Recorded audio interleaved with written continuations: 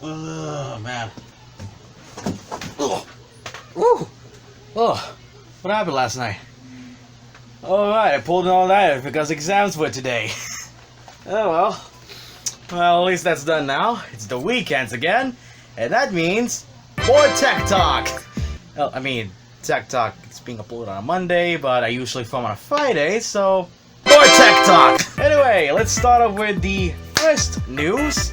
We got some new phones from Samsung. Samsung is adding more Galaxy A phones to its 2020 lineup on top of the recently launched A51 and A71 and the budget-centric A01. Coming next are the A11 and A41. The former being a budget phone while the latter being a more affordable A51. The A11 looks similar to the A01 but uses a punch hole display instead of a dewdrop notch and has a triple camera setup and fingerprint scanner. The phone is said to have a 4000 mAh battery along with a 6.4-inch LCD display, 8-megapixel selfie camera, 13-megapixel main rear camera, 128 gigs of storage, and it's rumored to be priced at 10,000 Indian rupees or roughly 7,100 pesos. As for the A41, this mid-range phone bears similarities to the A51, save for the dewdrop notch and triple rear camera setup. It's more compact than the A51 with its 6-inch display and will have a 48-megapixel main snapper and a 25-megapixel selfie camera. For the internals, it's said to come with a Helio P65 processor paired with 4 gigs of RAM and at least 64 gigs of internal storage, with Android 10 out of the box, plus a 3,500 mAh battery with 5-watt charging. No worry yet to when both phones will launch. Thoughts? I am honestly indifferent about this because I haven't used a Samsung in a while. I mean, I've literally been using a Nokia for the past year or two, and I almost completely forgot that the Samsung Galaxy J series was completely phased out for the A series.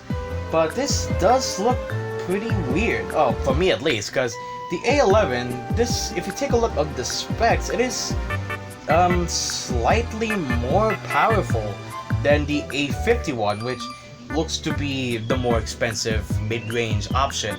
So 4,000 mAh in comparison to 3,500, although the A51 does have 35-watt charging, so pretty fast. But the cameras on the A41 are a whole lot bigger and a whole lot better in comparison to the A11. They do look kind of nice though. If you ask me, I'd probably take the A11 over the A41, mostly because of that punch-out display. It just looks a lot nicer on the eyes in comparison to the dewdrop display. Next news, and this is actually pretty big, but before I go on to this next news, I want you to think of a Porsche, right? Porsches have carbon fiber monocoques and all that for speed and safety and what. Now imagine it as a phone. That's what this next phone is. This is the Carbon One Mark II. It's a phone that is literally made out of carbon fiber. Well, sans the screen, but still, a carbon fiber phone. So, according to Unbox.ph, amidst the phones that have either polycarbonate glass or aluminum for their builds, there's one phone that stands out for its rather unusual choice of materials. The Carbon One Mark II is a premium smartphone that boasts an all-carbon fiber build. Touted as the lightest and thinnest smartphone ever, the Carbon One Mark II weighs at 125 grams and is 6.3 millimeters thick. All possible thanks to the use of how the heck do you pronounce that? HYRECM technology, or hybrid radio-enabled composite material technology. What the heck does that mean? I've got no clue. I'm actually going to Google that. Oh wait, no. All of the links just go to the same phone. So nah. So the display is a 6.01-inch AMOLED Full HD Plus display with Gorilla Glass 5 and is powered by a Helio P90 processor paired with 8 gigs of RAM, 128 gigs of UFS 2.1 storage and a 20 megapixel front camera and a 16 megapixel dual rear camera with a depth sensor. Keeping the lights on is a rather small 30,500 mAh battery USB-C. It comes with Android 10 out of the box and it costs 800 euros or roughly 45,000 pesos. Remember what I said about this phone being a Porsche as a phone? Completely forget about that. Oh my goodness, the specs are abysmal. My god, 8 gigs of RAM? The Samsung Galaxy S20 has twice as that. It's like 12 gigs at the biggest. 45,000 for a phone that's made out of carbon fiber. I mean, will it bend? That is the question. If you are just going to get it just because it's carbon fiber, go ahead. But if you are going to find something better spec-wise, do not get this phone. Great product, horrible execution. That's all I'm going to say to this thing. But, you know, if you want me to have one to review, nah. Next, news. And this was actually a bit sad again. So, a couple of weeks ago in the last episode, I announced that Mobile World Congress has been cancelled due to coronavirus. Well, this week, Google I/O has also been cancelled due to the coronavirus.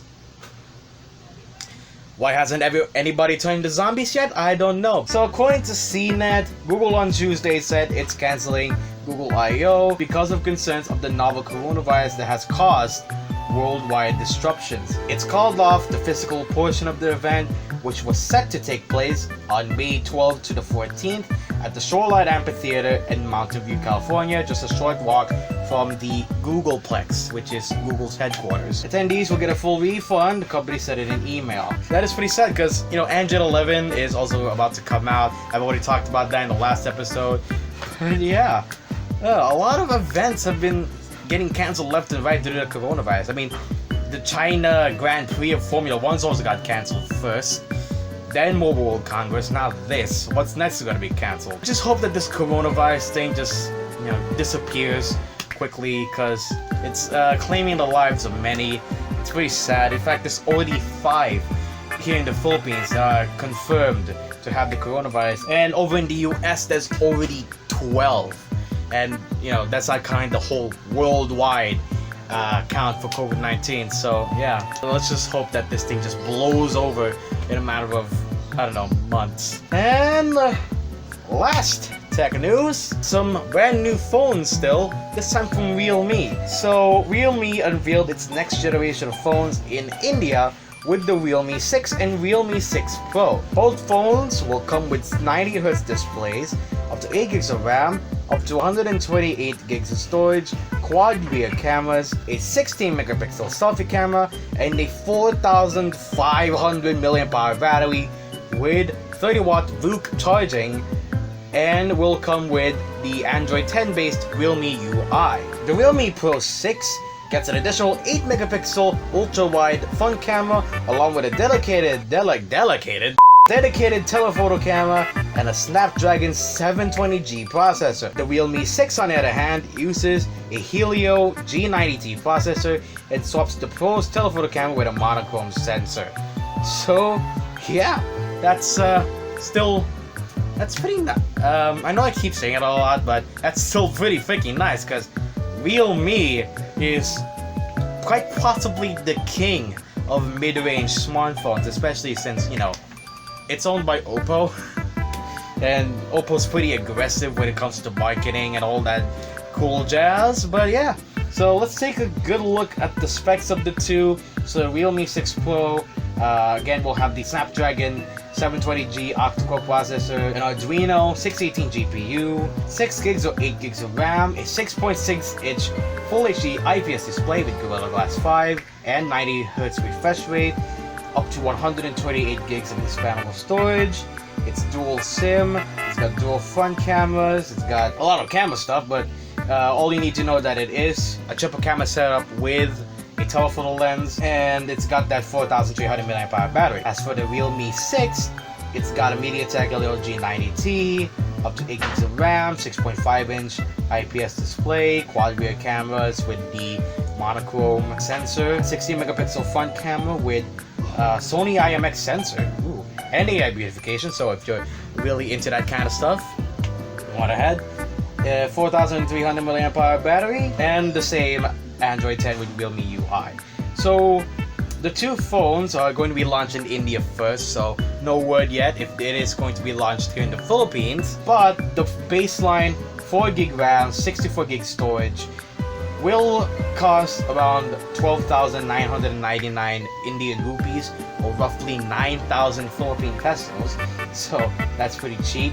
And if you go all the way up to the 8 gig RAM, 128 gig storage option, you are going to cost around 11,100 pesos, or 15,999 Indian rupees. As for the Realme Pro, base model starts at 16,999 Indian rupees, or roughly 11,800 pesos, and the higher end model, it's going to cost you 18,999 Indian rupees, or 13,200 pesos. The Realme 6 will be available in India come March 11th, while the 6 Pro will be available on March 13th. Alright, and that ends today's Tech Talk. I feel like this has been really short. I will admit that the news has been slightly abysmal lately, mostly because I was really busy with the exams. But don't worry, next week will be a lot better. Hopefully. So, that's about it for this week. If you guys enjoyed this video, leave a like if you want to. I don't mind if you don't. And if you guys want to enjoy more content, subscribe. Oh, and also, if you guys want to take a look at my Prom Night vlog, that's going to be in the description down below, or up there in the iCards. That's going to be wrong because my camera is in reverse, so right here. There you go. Right up there, up in the iCards.